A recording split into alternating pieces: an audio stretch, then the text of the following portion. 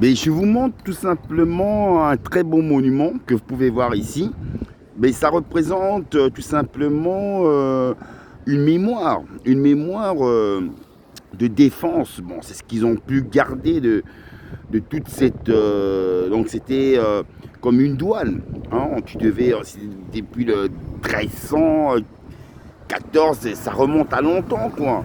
Et que c'est un très bon monument que je vous montre là, où avant c'était tout simplement une douane. Donc une douane où tu dois payer. Donc à l'intérieur, vous pouvez y voir des armes, parce que ça représentait tout un château, tout autour, c'était encerclé, il y avait pas ça. Ça, c'est ce qui reste comme monument, donc ils ont préservé ça, parce que ça représente quand même une histoire énorme, quoi. Est-ce que vous connaissez, j'avais demandé, est-ce que vous connaissez l'histoire de ce bâtiment? Vous ne connaissez pas? Vous êtes belge? Il faut s'intéresser à... Et ça, c'est un monument qui date depuis 1300. Et avant, c'était la porte d'Al. Et tout ça, c'était encerclé. Et c'était considéré comme une douane. Tu vois, de passage. Il y avait des armes à l'intérieur. Donc, c'était comme une défense, quoi. Et, Quoi, où mais, donne le passage de quoi? non, donc c'est-à-dire que, par exemple, tous ceux qui peuvent venir, et qui vont venir de la France, les frontières, ça, c'était comme c'était la frontière qui tracée la Belgique, la Bruxelles, donc la porte d'Al, donc c'est toute une histoire, quoi, tu vois. Mais tu peux aller sur un, tu vas sur Google, tu regardes, tu vas voir. Il faut s'intéresser parce que tu vois, au début, je croyais que c'était une prison. Mais je dis, attends, une prison, elle ressemble plus à une église. Mais quand tu regardes, après, je dis, non, c'est pas une église, ça faisait partie de. Donc c'était la porte d'Al, c'était carrément la défense. Donc la défense, à partir de tous les endroits, la France, ils veulent venir, c'est hop, ils payent une taxe. Il y avait l'armement, il y avait un armement dedans, il y avait tout. Mais maintenant, ils en ont fait un musée. Tu peux le visiter, il est à 10 euros, quoi.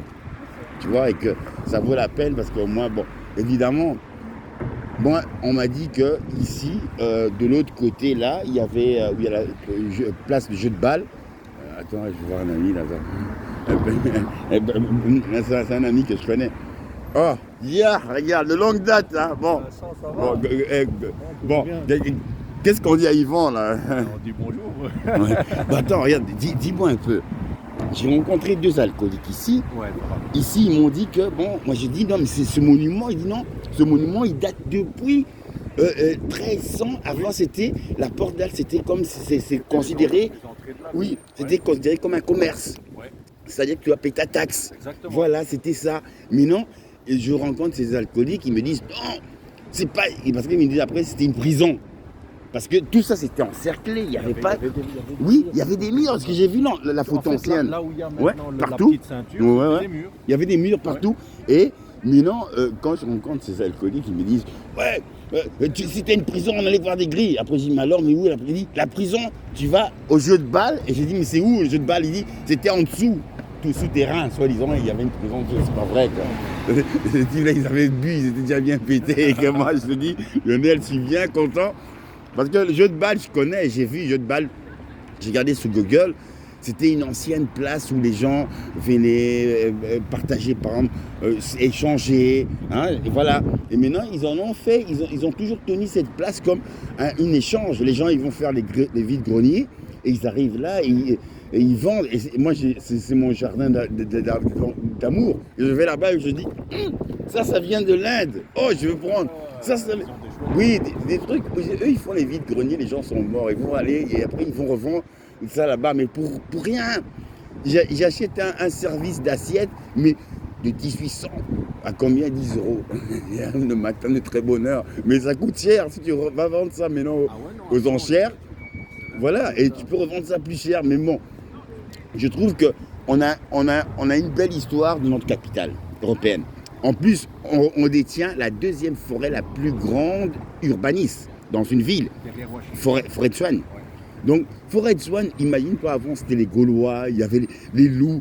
Maintenant, on a traité ça comme les gens, ils viennent, ils s'apaisent. Les Européens qui viennent ici, tu les vois à vélo, ils vont faire du vélo, la marche. On a vraiment de la chance d'avoir une belle capitale, quoi.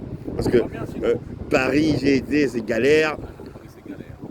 Je viens de Barcelone, c'est beau, hein, mais misérablement social, c'est de la merde. Les gens, ils crèvent. C'est-à-dire que je dis, oh, le type, il travaille, je dis, mais tu travailles durement, combien il te paye 800 euros seulement. Je dis, ici, on te donne ça gratuit. Après, il dit, oh, il faut que je vienne en Belgique. J'ai dit, ici, on a quand même un royaume qui est un royaume qui a tenu. Et on a payé les Espagnols pour travailler, les Portugais, les Marocains, les Turcs. Donc, tu vois, c'est un royaume, jusqu'à présent, on est socialiste, Lionel. On n'a pas penché au capitalisme. Parce que moi, je suis du PS, mais j'ai jamais... Tu vois, LMI, non? LMI. LMI, lui, il était PTP. Maintenant, il est parti. Mais entre-temps, moi, si je devrais faire un choix, je préfère que, alors, le PTP va nous donner leur voix. Mais ils ne vont jamais donner le PTP les voix aux MR.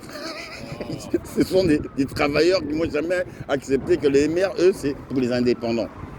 Mais il y a, dans une société, il n'y a pas que les indépendants, il y a des travailleurs. Et c'est les travailleurs qui font fonctionner ça. Ils vont faire des courses avec leurs enfants, ils doivent nourrir leurs enfants, ils vont à l'école. Et tout ça, c'est les impôts que nous aussi on paye. Moi, je paye un impôt, toi, tu payes un impôt. Ma mère, elle a presque 80 ans, elle doit payer aussi un impôt. Mais c'est ça qui fait, le chômeur, il paye aussi un impôt. Et ça fait fonctionner la société. Celui qui n'a pas l'argent, il va au CPS. Oh, j'ai perdu mon adresse. 1000 euros. Nous, quand on est social, la sociabilité, elle est ressortie depuis Che Guevara. Quand il est parti au Cuba. Che Guevara, c'était un socialiste. Et c'est pour ça qu'avec Fidel Castro, ils ne se sont pas entendus, parce que lui, c'était communiste. Et que lui, il voulait propager le socialisme dans toute l'Afrique du Sud. On l'a tué. Mais heureusement que nous, on a gardé ça en mémoire, que le socialisme, qui est déjà un docteur, il voyait bien, il dit, mais on ne peut pas faire vivre une société où il n'y a que des capitalistes. Il y en a d'autres qui vont crever, c'est pas possible ça. Et que moi, j'accepte cette sociabilité. Parce que je suis pour le parti politique du PS. Mais non, bon, si on devrait perdre, on dit on donne les voix au PTP, mais bon, on ne va pas perdre. Je te jure. Ça va, il va très bien. Et maintenant, il travaille comme... il a 24 ans. Et il travaille comme de chauffeur poids lourd dans une société de conteneurs à Villefort. 3 000 euros. Il est bien, il a trouvé une belle fleur là de 21 ans, une portugaise. Et comme on dit, les portugaises, elles savent tenir leurs hommes parce qu'elles savent bien préparer, quoi. Et maintenant, il a grossi, quoi, tu vois. Il a grossi. Et que moi, je dis, oh mon fils, ton père, il est content parce que de te voir dans ce bonheur et de voir que tu travailles dur et qu'il n'y a pas de femme, mais ton père sera obligé de venir vivre chez toi. Ou de prendre l'avion, d'aller épouser une, je sais pas, au Maroc, n'importe où, mais on va trouver une femme. Parce que c'est de voir un enfant qui doit travailler dur, tout, il revient. Et là, il est pénible, il revient, il y a la femme qui l'attend, elle a préparé. En plus, maintenant, c'est lui qui soutient sa femme, c'est lui qui l'aide, c'est lui qui travaille, ouais, voilà. Et que moi, je te dis merci que Dieu a donné une belle femme comme ça, une belle rose à mon prince. Parce que j'ai dit, aujourd'hui, les filles, si elles ne regardent pas le portefeuille, où c'est l'ambiance, la discothèque, elles fument pas, voilà, elles fument pas, elles boivent pas. Je dis merci Dieu. Parce que je dis, mais imagine-toi si c'était une faux folle. Oh, discothèque, oh, il y a une soirée là-bas. Ça fume, ça boit. Ça veut dire que le jour où toi tu vas avoir des enfants avec ça, ce sera une femme. Mais c'est une porcherie, quoi. Une porcherie. Et je dis, c'est comme si Dieu a dit, non, je vais t'écouter, mon fils. Je vais te donner une belle femme pour ton fils, mais pas une droguée, une qui aime manger. Et merci Dieu, le Bob, il est en prison. Ouais, bah, Bob, tu sais comment il est. C'est sa maison. C'est l'hôtel. C'est comme maison. C'est comme résidence. Parce que Bob, il sort. Il a les mêmes droits en tant que déjà en plus ex-danseur de Maurice Béjart. Il a le chômage déjà des artistes. Quand il sort, il paye le CPS, on lui donne l'argent. Il a eu plusieurs situations, il sort, on l'aide. Mais après, il tombe dans la coke, le crack. Tu vois, la coke, c'est pas au sniff Cossi, tu vois, Cossi. Cossi, à un moment, quand il travaillait après, mais il prenait la coke, mais en sniff. Ça le réveillait, ça le faisait beaucoup travailler. Mais les autres qui prennent ça en cailloux, voilà, il le met à l'aluminium. Ça, c'est destructif. Oui, et c'est pour ça que tu vois, parfois, même Bob, il squatte, tu le vois dehors avec des trucs, parfois il a des aiguilles, il est là. Il est dans son domaine, quoi, tu vois. Et que moi, je dis, putain, heureusement, je dis, ça, c'est un truc. Bob, il avait 60 ans, voilà. Mais non, il est en prison, il a failli déjà égorger un dealer à Gare du Midi. Il a dit, je préfère aller en prison, comme ça, moi, je suis sûr qu'on ne va pas me tuer. Là, je suis en bonne santé. Maintenant, il va sortir. Quand tu es en prison, tu es à l'abri, hein, chauffé, nourri, logé. C'est après la sortie qu'il devient dur. Voilà. C'est pour ça qu'un petit temps, et puis il y retourne. Voilà. Et parce que là-bas, quand il y retourne, c'est comme si Lionel, il retrouve comme une famille. Quand tu sors dehors, il n'y a plus de famille. Hein. Ta famille, c'est Dieu. Marche, le ciel t'aidera. Sinon, ne compte pas sur les gens. Oh, je sors de prison. Personne ne s'en fout de toi. Mais quand tu sors, on a quand même un bon système. Tu vas au CPS. Regarde, Giacomo. Giacomo, il est sorti de 7 ans. Maintenant, il est parti où? Il est parti au Petit Rien. Au Petit Rien l'a bien reçu et tout. Il est sorti de Petit Rien. Maintenant, il a un appartement. Il a un boulot. Tu vois, et j'ai dit, mais Bob, il est passé par le même chemin. Il est arrivé au Petit Rien, on ne voulait plus de lui.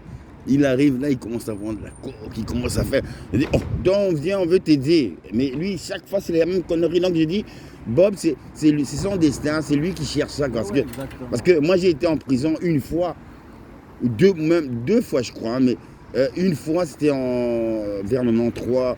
Après, je suis tombé en 2001 quand il y a eu l'explosion de l'immeuble. Quand je suis tombé, plus jamais, Lionel, je suis retourné parce que j'aime pas la prison.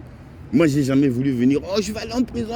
Horreur, jamais. En fait, Bob, il a plus ses habitudes en prison qu'à l'extérieur. Oui, parce que. Il a les codes. Voilà, les codes.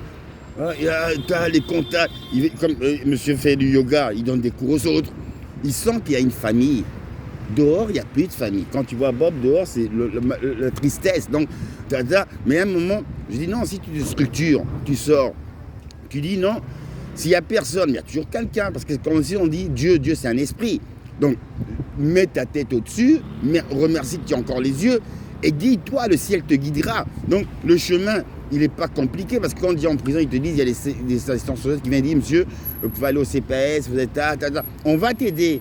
Sinon, Giacomo, il est sorti de 7 ans, il serait comme Bob. Mais Giacomo, il va bien. Parce que Giacomo a suivi. Au Petit Rien, maintenant il est dehors. Et il respire. Parce que, dit, être en prison, comme je dis, mais Bob, il me dit, j'ai dit, mais comment toi tu aimes la prison? Et que moi, je sais que quand c'est comme ça, c'est que Bob, il se sent mal quand il est dehors. Parce que, mal, pourquoi? Parce que quand tu commences à toujours prendre le caillou, ça veut dire qu'il y a un problème, parce que c'est psychique, c'est psychologique. Mais non, si tu commences à être faible psychologiquement, tu vas dire, ah, il me faut ça, parce qu'avec ça, je me sens bien. C'est juste la bêtise, quoi. Voilà, et après, tu retombes toujours dans la merde, quoi, tu vois. Et que moi, j'ai dit, mais Giacomo, il était dedans. Hein. La mère de mon fils l'a hébergé, après, elle l'a viré. Est-ce que toxicomanie? Jusqu'au moment où il est sorti de prison, il n'avait plus de dents, Lionel. Plus de dents. Maintenant, on l'a mis un dentier et tout. Mais content, parce que maintenant, il a vu que la liberté est sacrée. Donc, il a arrêté tout. Il a arrêté l'alcool, il a arrêté la drogue. Il a dit merci Dieu. Parce que j'ai dit, si tu voulais continuer ton chemin comme tu étais avant dehors, tu vas toujours retourner. Parce que Lionel, moi je me contente de peu. Je suis tellement content quand dans ma tête je marche, je dis, ah putain, il y a mon fils, tout va bien. Ah bon, j'ai mon toit, j'ai mon appartement. Hein. Là, je viens de me faire soigner. Je dis, ah, on est un beau pays. Va faire soigner tes dents là, ça coûte cher. Moi, ils m'ont dit que pour faire un bridge, ils me refont tout. Pour combien? 50 €. Merci. Oh, il est à Liège, lui. Il est à Liège. Il est à Liège, maintenant. Il a trouvé une maison. Là-bas, donc ça va, il est bien. Il est dans un endroit calme, tout. C'est bien. C'est bien ça. C'est bien avec, tu vois, tous les autres, maintenant, c'est la vie, quoi. Le boulot, le train-train de la vie. Mais Tu habites de quel côté, toi? moi, j'habite où? Waterman Boisfort. Ouais, mais c'est la commune de ma naissance. Mais moi, j'ai eu le social là-bas. Mais quand j'ai eu le social, Lionel, j'avais un plaisir que je suis arrivé. Je suis parti au Congo avec mon fils et après je suis revenu. J'ai dit, il me dit, c'est le jour du vélo. On va le rouler parce que c'est dimanche. Non, j'ai un rêve. On va aller jusqu'à Boisfort, c'est là ma commune. J'espère qu'on va me donner le social là-bas. Et comme par hasard, le social m'a été donné là-bas. 6e étage. 2 chambres, grande terrasse. Je dis putain, merci Dieu, quoi. Parce que, Lionel, ça te sauve quand tu as un social. Imagine-toi avec le tarif, même on arrive à des pensions à 1500. Dans le prix, tu t'en sors plus. Exact. Mais non, avec le social, là, bien sûr, tu arrives, tu payes 460, tout compris, tu as l'électricité à part, tu t'en sors, tu sais encore aller en vacances. Sinon, tu es cloîtré. Moi, ce que j'ai dit à mon fils, si tu veux, au lieu d'être toujours derrière un propriétaire qui va t'enculer pendant des années et que tu ne seras jamais, et comme tu es jeune, fais un prêt. Le prêt était donné parce que tout seul, ils ont eu de l'argent comme ça. Ils vont te donner le prêt et après, tu cherches ta maison, tu rembourses pendant 20 ans, c'est peut-être 700 €, mais tu t'en sors mieux que dans le privé, mais après, ça t'appartient. Voilà. Et ça, quand moi je lui dis ça, j'ai dit, il me dit, comme tu as 20, c'est un exemple que je lui ai donné, il a 24 ans, je lui ai dit, tu mets l'argent pendant 5 ans de côté pour les frais de notaire, après quand tu as 29 ans, tu fais un prêt, à 49 ans, tu es déjà propriétaire, tu peux encore demander encore un autre prêt, sachant que si tu demandes un autre prêt, tu dis, ah, je veux faire un autre prêt, mais comme c'est l'Europe, ils acceptent, ah, je vais acheter une maison au Portugal. Tu finances, c'est peut-être 70 ou 100, ah, tu as une belle maison au Portugal. Ta maison ici, quand tu as des enfants, tu les laisses là, toi tu es au Portugal avec ta femme. C'est comme ça que moi je le fais, le rêve, Lionel. Parce que nous, on aurait pu gagner tout ça quand on travaillait, mais on pensait trop à la fête, quoi, tu vois. Parce que les Marocains, je dis comment eux, ils sont devenus propriétaires et que eux, ils ont commencé pas à l'université, ils sont dans le bâtiment. Et les prêts sont donnés. Quand tu arrives dans le bâtiment, tu travailles dans le bâtiment, ok. Vous voulez un prêt de combien? Oh, de 250. Et c'est comme ça qu'ils achètent des maisons. Et que nous, on pouvait acheter ça, mais on était tellement dans la fête que, qu'on a oublié tout ça, quoi, tu vois. Mais non, même j'ai vu Elémi avec son fils, hein. Putain, son fils, il est tout mignon. Son fils, il a 12 ans. Ah ouais. Il est tout mignon, mais je l'aime bien, parce qu'il est venu j'avais fait une fête. Et Elémi, tu vois, il est tout content parce que il travaille comme conseiller, tu vois, en informatique, Ok. tu vois, mais il le vit bien, quoi, tu vois. Numéro, Vincent. Ouais, c'est le 0400. Hein. Contact, plus. Comme ça, tu peux même mettre sur WhatsApp, ça c'est plus facile. Quand moi je mets des choses, je peux t'envoyer ça directement, quoi. Ouais, dis-moi. Dans le 0499 Ouais, 500 ouais. 508. Je vais te faire un appel. Ouais, ok. Attends, je vais couper là.